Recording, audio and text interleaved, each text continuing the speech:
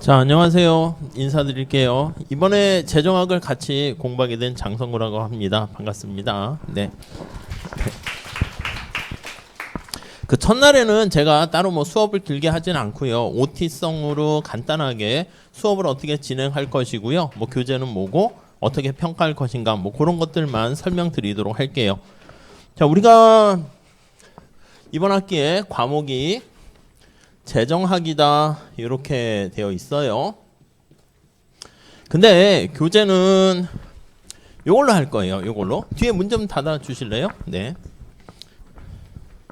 제가 책이 무거워가지고 찢어 갖고 다니다 보니까 그래서 약간 껍데기만 가져왔는데 내용이 되게 알차요. 그래서 제목을 보시면 로젠의 재정학 해가지고 보통 경제학과에서 재정학 책들이 많이 있는데 가장 전통적인 대표적인 교재라고 볼 수 있어요. 그래서 뭐 교재가 10판이나 됐으니까 한 3, 4년 만에 한 번씩 개정됐다 그러면 벌써 이게 거의 한 3, 40년 이상 된 책이라고 볼 수가 있고요.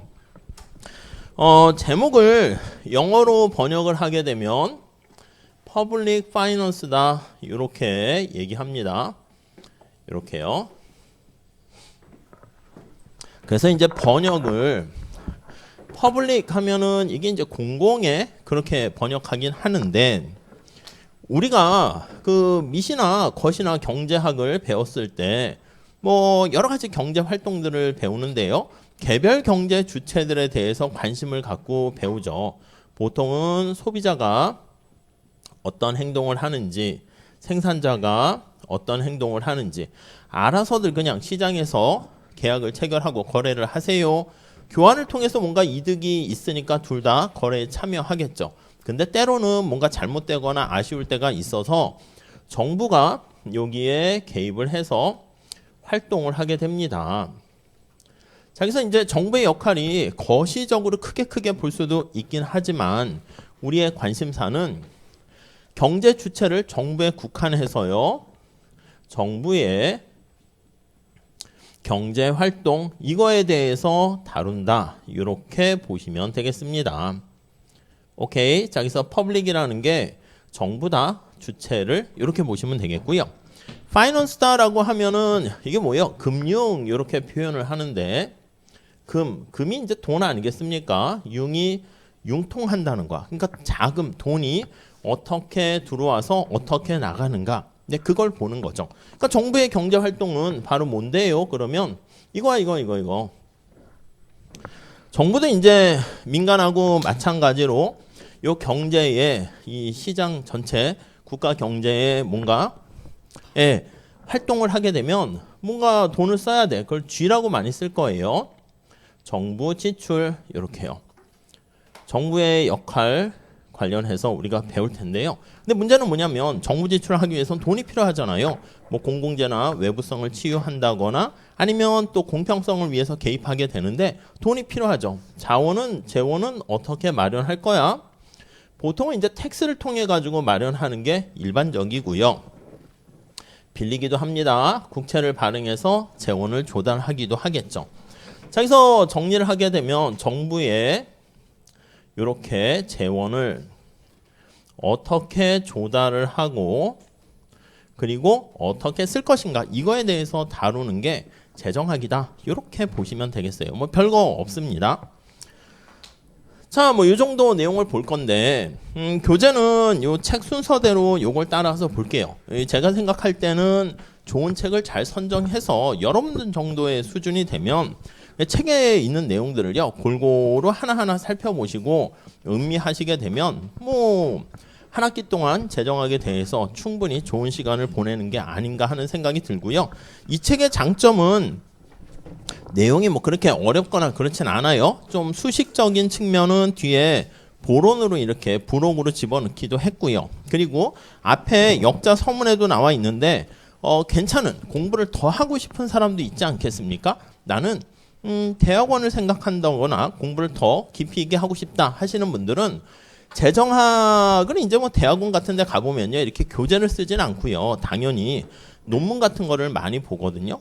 그리고 이제 실제 데이터 가지고 통계 분석을 하고 그렇게 하겠죠. 그래서 관련된 괜찮은 논문들, 전통적인 어떤 획을 긋는 논문들이 뒤에 레퍼런스에 실려 있어요. 그렇기 때문에 그런 것들을 좀 더 찾아서 요즘은 인터넷에서 쉽게 자료를 찾을 수 있잖아요. 그래서 찾아가지고 좀 더 보시면 될 것 같습니다. 제가 다닐 때는 이렇게 논문 같은 게 있으면 지도 교수님 모시면서 방에 있다 보면 논문 좀 찾아오라고. 그럼 이제 그걸 이제 도서관에 가야 돼. 그럼 도서관에 그 논문들이 또 이렇게 보통 요즘은 안 가봐서 모르겠는데 옛날에는 지하에 이렇게 쫙 있거든요. 그럼 저널 이거 연도를 찾아가지고 복사를 해가지고 오는 게 또 조교의 일이에요. 뭐 그런 작업하면서 배우는 것도 많죠. 근데 우리 학교에 만약에 논문이 없다 그러면 뭐 다른 학교 어디 있나 검색을 해야지. 부산대학교에 있다 그럼 전화해가지고 논문 좀 복사해서 보내주세요. 뭐 거의 그런 일을 하거나 아니면은 저기 뭐 서초동에 중앙도서관 가가지고 논문을 막 복사해서 오는 게 뭐 국회도서관이나 그런 것들이 하나의 일이었었는데 요즘은 그냥 앉아가지고 뚝딱 이렇게 할 수 있으니까 편한 세상이 된 거야. 그러니까 내가 만약에 공부를 더 하고 관심이 있다. 이 관심이 없어서 문제지 있으면 언제든지 쉽게 그걸 찾을 수 있는 뭐 미국에 지금 현재 연구되고 있는 이것만 해도 약간 나온 지가 좀 책이 오래됐는데 지금 따끈따끈한 얘기들은 여기 안 실려 있긴 하겠죠. 근데 교과서라는 거는 지금 막 논의되고 있는 게 원래 실려 있진 않아요. 그냥 이거는 다 논쟁거리나 뭐 얘기거리들이 어느 정도 확립이 된 것들이 교과서에 실리는 것이고 경제학의 특성이 그거 아니겠습니까? 그래서 이게 책이 바뀌거나 다른 책들을 봐도 경제학 교수들이 합의한 내용들이 보통 있기 때문에 옛날 얘기들이야. 논문도 보면 뭐야 80년대, 90년대, 70년대 이거 뭐 지금 시대가 어느 시대인데 근데 인간에 대해서 다루는 게 경제학 아니겠습니까? 그렇기 때문에 변하지 않는 그렇게 합의된 내용들이 보통 실린 거고요. 지금 막 따끈따끈하게 이슈되는 것들은 뭐 이렇게 인터넷 검색이나 이걸 통해서 보시긴 해야 되는 것이죠.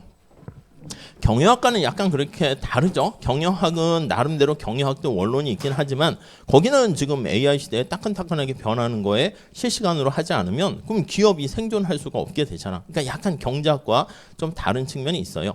제가 봤을 때도 주로 여기 실린 뒤에 레퍼런스 논문들도 옛날 논문이지만 뭐 그만큼 막 이슈들이 됐다가 사람들이 동의를 하고 합의된 것들이 뒤에 실려 있는 것이다 라고 보시면 되겠습니다.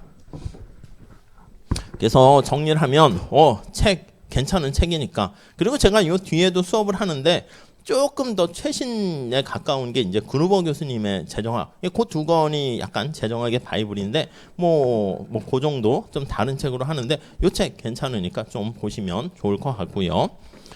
자, 이 책 그래서 잘 가지고 오셔서 하나하나 살펴보면 되지 않을까 합니다. 우리가 수업을 어떻게 할 거냐면 플립 러닝이라 해가지고요. 아시겠지만 오프라인 3시간 하기보다는 제가 1시간 반은 약간 영상을 찍어서 올리고요. 또 1시간 한 15분 요 정도 되는 시간은 이렇게 오프라인에서 수업을 할게요.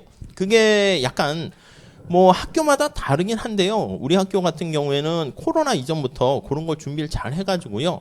저기 카메라라든가 영상 녹화 같은 것들도 괜찮거든요. 그래서 다른 학교들이 많이 이렇게 벤치마킹 하러 오기도 하고 뭐 그런다는 얘기를 듣긴 했었는데 그래서 이 영상도요 제가 찍어서 올리고요. 플립러닝 해서 미리 찍은 것도 주말이나 이럴 때 해서 올려놓을게요. 그러니까 여러분들께서는 사실 지금 고학년도 계시고 출석부를 보긴 했는데 출석은 다음 시간부터 인증번호라든가 이렇게 태그하고 안 된 분들은 제가 다시 부르긴 할 텐데 고학년 분들도 많이 계시긴 한데 출석에 너무 연연하거나 그렇진 않겠죠. 그리고 보통 잘 빠지지 않으시더라고요. 그리고 못 나오시는 분들은 미리 메시지를 보내주기도 해요. 오늘 무슨 일이 있어서 못 오게 되고 집안에 사정이 있어서 그렇다. 그럼 제가 그거는 출석으로 인정해 드리고요. 그리고 영상이 녹화되어 있으니까 혹시 경작이 매 순간 직면하는 선택에 대한 학문 아니겠습니까? 이 수업을 듣는 것보다 오늘은 더 알찬 시간을 내가 밖에서 보낼 수 있을 것 같다. 그러면 그렇게 보내세요. 보내시고 영상 그냥 복습으로 진도 어디 나갔군 이렇게 보시면 되니까 편안하게 그렇게 하시면 될 것 같아요. 단지 이제 단점은 영상이 때로는 녹화가 안 될 수도 있어요. 그래서 영상 왜 안 올라갑니까? 저도 몰라요. 그 녹화가 잘 안 될 때도 있어. 그럴 때는 어쩔 수 없죠. 옆에 친구한테 필기한 거 좀 빌려 본다거나 그렇게 하시면 될 것 같습니다. 자, 그래서 교재를 중심으로 해서 이렇게 잘 살펴볼 텐데요.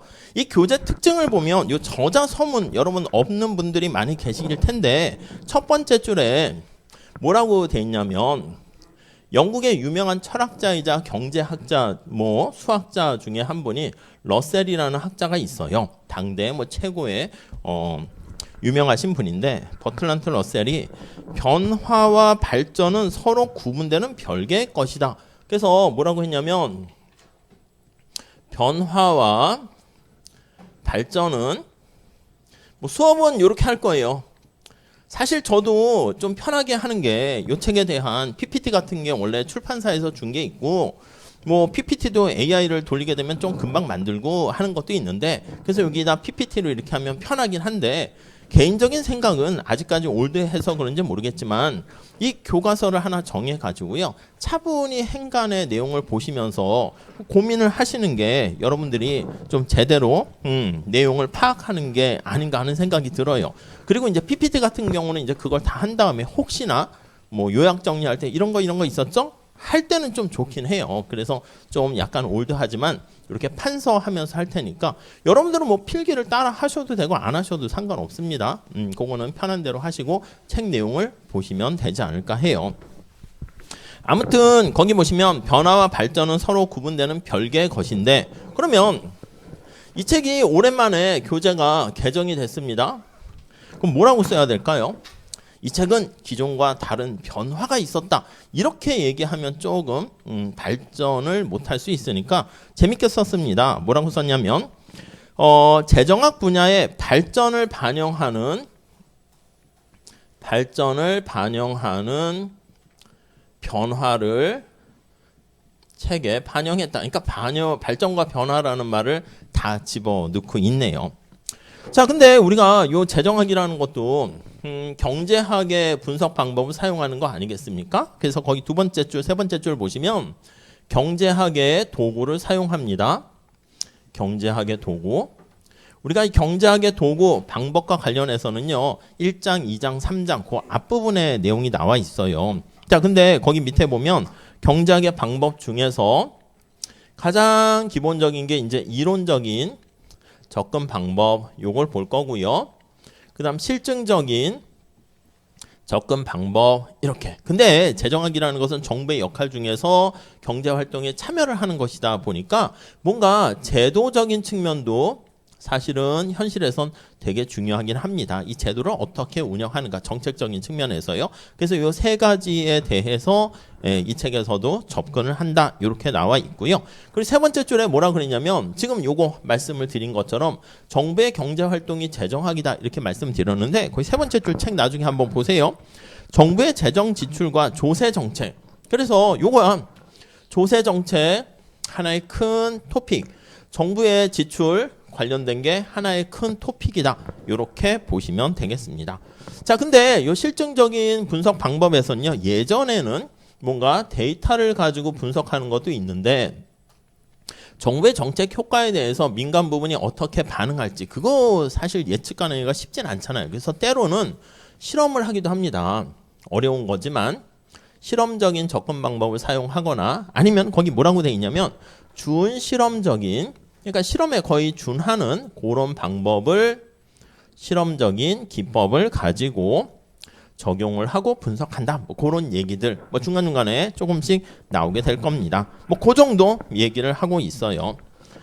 자, 그래서 내용은 뭐 이 정도 되긴 하는데 자, 어떤 거를 말씀드리려고 하냐면 이 책에 그 목차를 사실 살짝 한번 봤는데 지난 학기에 제가 2학기죠. 그때 재정정책이라는 과목을 수업했어요. 여기 보니까 들으신 분들도 있긴 한데 보통 이 재정학이라는 과목을 한 학기에 끝낼 수도 있는데 약간 버거가지고요. 그냥 재정학이라는 과목으로 하고요. 또 우리 학교 같은 경우는 재정정책에서 교수님마다 틀리긴 하지만 요 재정학 책을 두 학기에 걸쳐서 수업을 하시긴 하더라고요. 그래서 지난 학기 재정정책 수업할 때는 여기 챕터 책에 보면 여러 가지 공공지출과 관련한 뭐 사회보험이라든가 뭐 등등등 그런 내용을 좀 했거든요. 그래서 이번 학기에는 약간 재정학인 그 내용 인트로 측면에 가까운 거니까 처음에 시작하기가 있어요. 시작하기. 네, 요 시작하기에서는 뭐 서론과 뭐 실증 분석과 규범 분석의 도구들 이런 것들에 대해서 살펴봐요. 요거죠. 규범, 실증 분석의 도구들 이런 것들에 대해서 살펴보게 되는데 뭐 요거에 대한 얘기는 제가 지난 학기 했을 때 강의를 찍은 게 있어요. 그래서 요 시작에 인트로에 해당하는 것은 제가 동영상으로 올려놓을게요. 주말에 좀 찾아가지고 요걸로 올려놓을 테니까 그걸 보시면 될 것 같습니다. 그렇게 뭐 어렵거나 그런 얘기도 아니고 그냥 기초적인 얘기예요. 자, 그렇게 돼서 그걸로 대신 하고요. 그 다음에 우리는 파트 2에 가보시면 공공지출 요거에 대해서 다룰 거예요. 공공지출. 자, 공공지출의 가장 대표적인 분야 두 개에 대해서 다룰 건데 첫 번째는요. 하나는 공공재에 대해서 다룰 거예요. 공공재가 뭔지는 아시겠죠? 예, 공동으로 소비 가능한 재화를 얘기해요. 뭐 사적 재화의 특성에 대해서 살펴볼 것이고요. 그 다음 또 하나의 큰 카테고리는 외부성에 대해서 살펴볼 거예요. 그래서 거기 파트 2는 공공지출로 구성되어 있는데 공공재 한 꼭지, 외부성 하나 이렇게 살펴봅니다. 그 다음에 이 공공재랑 외부성과 관련한 이러한 많은 문제들을 민간에서는 우리가 개별 경제 주체인 개별 소비자, 개별 기업, 이윤극대화, 효용극대화 이렇게 얘기하는데 정부가 결정할 때는요, 이 대다수 많은 사람들, 국민들, 그런 사람들의 의견을 반영해야 되지 않겠습니까? 그래서 이 공공재와 외부성에 대한 문제를 어떻게 해결할래? 라고 할 때 국민 전체의 집단이라 할 수 있습니다. 집단의 의사결정 이거요. 야, 대한민국아 너네 말이야 공공재 어떻게 얼마나 생산할 거야? 생산할 거야 말 거야? 외부성 환경오염 같은 거 이거 어떻게 해결할 거야? 이런 것들 사람들의 어떤 집단의 의사결정, 사람들의 선호를 반영해서 의사결정을 해야 되는데 이 집단, 대한민국 국민 전체들의 선호를 어떻게 반영을 하겠습니까? 보통 우리가 반영하는 방법은 투표라든가 선거를 통해서 결정하는 거죠. 투표를 통해서 사람들이 직접 자신의 의견을 표출하기도 하고요. 아니면 선거를 통해서 대리인을 통해 가지고 야 우리가 갈 길은 이쪽이야 이렇게 한단 말이죠. 그래 가지고 거기 보시면 챕터 6장에 공공선택과 그걸 이제 뭐 정치경제학 그렇게도 얘기합니다. 집단의 의사결정에 대해서 다루게 되고요. 자, 그 다음 이 의사결정과 관련해 가지고요. 저기 추가적으로 가장 이슈가 되는 것 중에 하나의 문제가 또 추가적으로 교육 이렇게요. 교육은 뭐 공공재 성격도 약간 지니고 있고요. 이론 양의 외부성 성격도 지니고 있어요. 그래서 공공재 외부성을 배운 다음에 구체적으로 관심 있는 토픽으로 들어가는 거야. 교육에 대해서 좀 관심을 가져서 챕터 7장에 보게 되고요. 그리고 여러 가지 정부가 지자체도 그렇고 공공사업을 벌이게 되는데 이게 그냥 막 우리가 경제학에서 어떤 사업을 벌였을 때 막 하는 건 아니잖아요. 선택을 할 때 비용과 편익을 고려해야죠. 그래서 민간의 비용 편익 분석을 좀 이렇게 가져옵니다. 근데 이제 정부 부분에 공공성을 가진 비용 편익 분석 그런 방법에 대해서 살펴볼 거예요. 오케이? 요거를 우리가 다룰 거고요. 그다음 이제 세 번째 공공지출은 맞는데 여기 앞에 나와 있는 공공재와 외부성과 관련해서는요. 주로 이제 민간에서 이걸 해결하기가 좀 어려운 그래서 약간 효율성 측면에서 접근한다 이렇게 보시면 되겠고요. 그 파트 3에 나와 있는 공공지출은요. 사회보험과 소득보전 프로그램 이렇게 나와 있어요. 사회보험이라든가 이것도 뭐 효율성과 관련되긴 하겠지만 은퇴 이후 아팠을 때 뭐 등등 그리고 소득 보전 프로그램 요거에 대해서 관심을 갖게 되는데 요거는 약간 공평성, 형평성에 대해서 소득 재분배에 대해서 다룬다 이렇게 보시면 돼요. 요게 이제 제가 아까 말씀드린 2학기 때 공공재정정책 거기서 수업을 했거든요. 그러니까 요거는 이번 학기에는 안 할 거예요. 그래서 앞에 1장은 그냥 영상 올려드릴 테니까 그거 찬찬히 시간 나실 때 보시고 파트 2의 공공재 외부성 다룰 것이고 요거는 제가 그냥 나중에 영상 찍어 놓은 게 있는데 제가 유튜브를 좀 하긴 하거든요. 거기에다가 뭐 우리 학교 강의한 것도 그냥 뭐 이게 제가 갖고 있으면 뭐해 그래가지고 다 그냥 올리긴 해요. 그 학기 끝나면. 그러니까 요거 맞춰가지고 올려놓을 테니까 여러분들이 나중에 요거 보시면 될 것 같아요. 2학기 때는 제가 재정정책 수업을 하는데 요 로젠하고 그루버 책으로 한 거는 어차피 영상도 있고 저도 뭐 지난 학기에 했던 거 또 보는 거 재미도 없고 그래가지고 책은 그냥 혹시 들으실 분도 있을 수 있을까 해서 말씀드리면 그냥 또 재정책에 우리나라 교수님이 쓴 책들 중에서는 그 서울대 퇴임하셨죠 이중구 교수님이 쓰신 재정학 책이 가장 그래도 요걸 기반으로 또 그 책도 쓰시긴 했는데 그걸로 수업을 하려고 해요. 그래서 혹시 요 책 갖고 계신 분들 중에서 우리 수업할 때 요쪽 파트는 안 했네? 그럼 제가 지난번 학기에 했던 것들을 올려놓을 테니까 뭐 그거 보시면서 같이 요 이번 학기 수업 들으면 이 책을 그냥 꼼꼼히 보는 효과를 보지 않을까 합니다. 그래서 챕터 3장은 패스할 거고요. 파트 4번 보시면 이제 조세에 대해서 다루게 됩니다. 그래서 요게 조금 재정정책 시간에 좀 하려고 그랬는데 많이 하진 않았거든요. 일부러. 그래서 요 파트 4에 대해서 우리는 다루도록 할게요. 그래서 조세를 부과하게 되면 누가 부담을 하게 되고 누구한테 떠넘기게 되는가 뭐 이런 것들. 그리고 바람직한 조세는 무엇인가 이런 최적 조세에 대해서 우리가 다뤄보려고 해요. 오케이? 제 개인적인 생각은 아마 중간고사 때는 여기 파트 2, 1, 2 이렇게 보시면 되겠고 얘는 점프하고 이쪽 파트는 기말고사 시험 범위로 해서 보시면 될 것 같습니다. 그리고 이제 파트 5는요.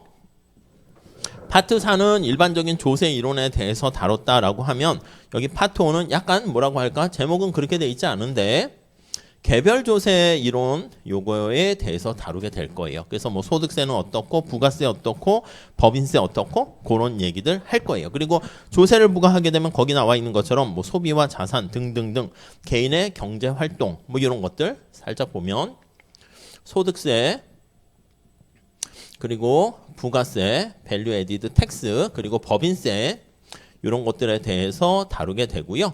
자, 이런 것들이 현실에 이렇게 조세가 부과되었을 때 우리가 관심 있는 거는 정부가 이렇게 개입해가지고 경제에 어떤 영향을 미치는가 그게 관심사가 아니겠습니까? 이런 것들이 사람들의 경제 활동에 미치는 영향 요거를 보게 될 거예요. 어떤 영향을 미치지? 그래서 개인 소득세 같은 경우는 일을 할까 말까 하면 얼마나 할까에 영향을 미치니까 노동에 얼마나 영향을 미칠지 뭐 저축에 얼마나 영향을 미칠지 이런 거요. 기업 같은 경우는 뭐 투자에 얼마나 어떻게 영향을 미치고 뭐 여러 가지 재무 상태라고 할까 재무 구조라고 할까 기업의 재무 구조에 미치는 영향 이런 것들에 대해서 보게 된다라고 보시면 돼요. 그 다음 이제 파트 6은요. 정부의 구조를 봤을 때 중앙정부만 있는 게 아니라 지방정부도 있기 때문에 그 지방 연방 시스템 하에서 뭐 지방정부 그런 거에 대해서 다루게 됩니다. 오케이? 이렇게 보시면 되겠어요. 자, 그래서 큰 우리의 목차는 이렇게 돼 있다. 그리고 순서대로 그냥 진도는 나갈 것이다 라고 보시면 되겠고요. 자, 그 다음에 우리가 평가 어떻게 할 것인가 하면은 글쎄요, 이게 생각보다 시간이 그렇게 많지는 않더라고요. 마음 같아서는 온라인으로 그냥 강의를 찍고, 근데 제가 막 갑자기 욕심내서 온라인으로 한 4-5시간 찍어서 올려놓고, 그 다음 여기 오프라인에서는 뒤에 연습 문제 같은 거 풀면서 여러분 다 수업 들으셨죠? 해서 막 토론하고 이러면 제일 좋은데, 사실 그렇게 되면 제 욕심을 차리는 거긴 하지만, 여러분도 뭐 좋을 수는 있겠지만, 그렇게 하면은 또 약간 여러분들의 소중한 시간을 재정학만 막 공부하라고 그렇게 할 수는 없잖아요. 그래서 정해진 한 3시간 정도를 맞추려고 하고요. 그래서 중간중간에 오프라인 시간에는 평가는 기본적으로 우리가 중간 시험을 보긴 할 거야. 그리고 기말 시험을 보긴 할 거고요. 뭐 출석도 들어가긴 합니다. 근데 기타 등등 이렇게 해서 여기 이제 출석하고 요게 반영되긴 하는데요. 중간 기말 이렇게 보고 기타 이렇게 나와 있는데 뭐 조를 짜서 발표하거나 그렇게 하진 않을게요. 대신 뭐 시험 중심으로 보는데 요 기타에 출석하고요. 출석은 거의 다 출석하시는 것 같아요. 그리고 못 나오면 말씀해 주세요 하니까 다 얘기하더라고요. 그래서 출석은 좀 의미가 없는 것 같고 그냥 지난 학기에 보니까 이제 발표 수업을 몇 개 했거든요. 우리 책은 그렇게 많지는 않은데 그루버 책 같은 경우에는 뒤에 뭐 읽을 거리가 좀 있어가지고 그걸 발표시키거나 우리 책 같은 경우는 뭐 제가 뭐 괜찮은 논문이 있거나 아니면 뭐 발표할 거리가 있으면 공지사항에 올릴게요. 그러면 여러분들이 그때 다시 말씀드릴게요. 간단하게 자유롭게 신청을 받아가지고 발표를 해주시면 신청 시 발표하면 약간 가산점을 드리도록 할게요. 근데 가산점을 몇 점 주느냐 뭐 그렇게 물어볼 수 있는데 제가 뭐 2점, 1점 이렇게 얘기하긴 그래요. 근데 이제 채점을 해보고 이렇게 봤을 땐 지난 학기는 성적을 좀 잘 주긴 했거든요. 근데 이제 약간 성적이 좀 뭐 시험을 봤는데 애매한 경우에 발표하신 분이 있으면 약간 정성적인 측면에서 그래도 노력을 했으니까 뭐 더 플러스를 붙여준다거나 뭐 그런 것들은 그때 가서 결정을 할게요. 그래서 아무튼 결론을 말씀드리면 요 발표 기회가 있을 때 발표는 해보시는 것도 괜찮을 것 같아요. 그게 뭐 학교 다닐 때 그래도 나름 뿌듯한 추억이 될 수도 있고요. 그리고 요 발표하신 분들은 전부 다 지난 학기에는 뾰족한 학점을 받았어요. 아시죠? 뾰족한 학점은 이렇게 뾰족한 거, 요렇게 둥글둥글한 것도 많이 있어요. 둥글둥글 막 이렇게 둥글둥글 막 이렇게 이런 것들도 있는데 별로 원하진 않더라고요. 많은 분들한테 물어보면 다들 저도 뾰족한 학점을 원합니다. 이렇게요. 그러니까 자기가 자기의 선호를 드러내야 되지 않겠습니까? 저는 뾰족한 걸 원합니다. 그러면 출석 열심히 하시고 발표도 잘 하시고 그리고 중간고사, 기말고사 시험을 본다 그러면 답안지에다가 뾰족한 거 뭐 이런 걸 쓰면 안 돼. 답안지에다 A를 잔뜩 쓰면 뭐 그게 선호를 표출하는 건 아니고 답안지에다가 내용을 뾰족한 거 받고 싶습니다는 알차고 충분하게 내가 이렇게 공부를 열심히 했습니다. 그걸 보여주면 되는 거지. 그럼 이분은 뾰족한 걸 원하는군 해서 뾰족한 걸 드릴게요. 아시겠죠? 무슨 말씀인지? 그래서 이 발표하는 거는 뒤에 뭐 읽을 거리가 있다거나 아니면 뒤에 연습 문제 중에 괜찮은 게 있는데 그거 그냥 한 챕터 중에 하나씩은요 제가 그냥 별거 아닌 과제로 그냥 하나 올려드릴게요. 그러면 이제 그걸 보고 댓글을 이렇게 다시고 여러분들 생각 쓰시고 뭐 그러면 좋겠어요. 뭐 그렇게는 하지 마세요. 아이고 연습 문제 생각하기도 귀찮아 죽겠네. 챗GPT 돌려서 올려야지. 그렇게는 하지 마세요. 그거는 뭐 우리가 형식적으로 그렇게까지 할 건 아니기 때문에 여러분들이 잠깐 돌리는 것도 괜찮아. 돌려가지고 이것저것 조사하고 고민을 하신 다음에 여러분들의 생각으로 이제 정리를 해서 난 이렇게 생각한다. 뭐 해주시면 되겠어요. 그래서 뭐 그런 것들은 그냥 약간 필수 과제 비슷한 건데 그렇게 부담 없이 그냥 뭐 올려놓으면 우리가 아이캠퍼스가 이번에 엄청나게 좋게 바뀌었대요. 저도 아직 제대로 활용해 보진 않았는데 이 열심히 바뀐 만큼 활용을 해야 되지 않을까요? 그러니까 거기다가 뭐 이렇게 올려놓으면 댓글로 답변 같은 거 달고 그리고 연습 문제 중에서 고민해야 될 거리가 있는 그런 연습 문제들은 제가 이렇게 올려놓을게요. 자, 공지사항에 올려놓으면 자, 연습 문제 이거 고민해서 대표적으로 간단하게 발표하실 분 길게 하실 필요 없습니다. 그냥 PPT나 손으로 써가지고 그거는 여러분들이 편한 대로 하시죠. 그래서 저는 이렇게 생각했습니다. 하면 또 그 자료 올려놓고 또 뭐 댓글로 저는 이렇게 생각합니다. 있으면 또 하면 되지 않을까 하는 생각이에요. 아무튼 뭐 간단해요. 그냥 수업 와서 듣고 발표 기회 있으면 뭐 하고 싶으면 좀 하시고 뭐 그렇게 하면 될 것 같습니다. 자, 뭐 요 정도 첫날은 말씀드리고 싶네요. 혹시 수업과 관련해서 질문사항 있으세요? 네. 예. 네. 그럼요. 발표하는 거는 그냥 중간고사, 기말고사 열심히 잘 쓰시면 뭐 당연히 뭐 대부분 다 뾰족한 학점을 받는데 나는 그냥 또 뭐 발표도 더 해보고 싶다. 뭐 그렇게. 그리고 발표 이것도 지원자가 경쟁이 치열해요. 그렇기 때문에 아무튼 그렇습니다. 뭐 안 하셔도 상관은 없어요.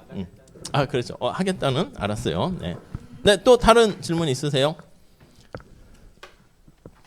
아무튼 이게 강의실이 사실 오늘 안 나오신 분들도 꽤 있어요. 강의실을 꽉 채워가지고 제가 받긴 했거든요. 그래서 아침에는 좀 한번 잠깐 제가 일찍 와봤어요. 와봐가지고 지난번에는 뭐 책상이 다 막 시험 봤는지 막 밀려 있고 해가지고 책상 정리 좀 할까 했는데 오늘은 보니까 잘 이렇게 돼 있는 것 같아요. 그래가지고 그랬는데 아무튼 요 정도 생각하시면 되겠고.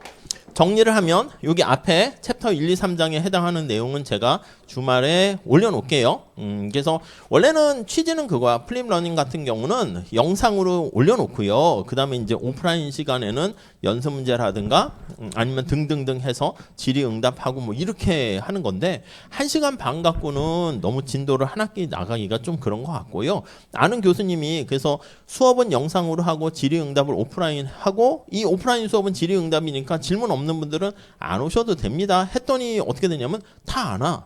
질문이 없는 걸 뭐 그래서 영상도 안 보고 그래가지고 뭐 약간 파행 같지 않은 파행으로 운영되는 것 같기도 하고 그래서 그냥 우리는 그냥 온라인 수업하고 오프라인도 수업하고 그냥 이렇게 온라인이라는 것도 있으니까 그것도 활용해서 두 가지 방식을 혼용 하이브리드로 한번 해보자 뭐 그런 거니까 그냥 뭐 그렇게 생각하시면 되겠습니다. 그리고 오프라인도 가능한 한 뭐 영상도 지금 한번 녹화해보고 있는데 이것도 자동으로 아이캠퍼스에 올라가긴 해요. 그러니까 뭐 집에서 열심히 공부하시고 책 보시고 뭐 시간을 소중하게 잘 쓰시고 뭐 그러면 되지 않을까 합니다. 자, 그러면 오늘은 여기까지만 하고요. 개별적으로 질문 있으신 분들은 질문하시고 요 영상 올려놓으면 그거 보시고 다음 주 이 시간에 또 뵙도록 할게요. 수고하셨습니다. 예.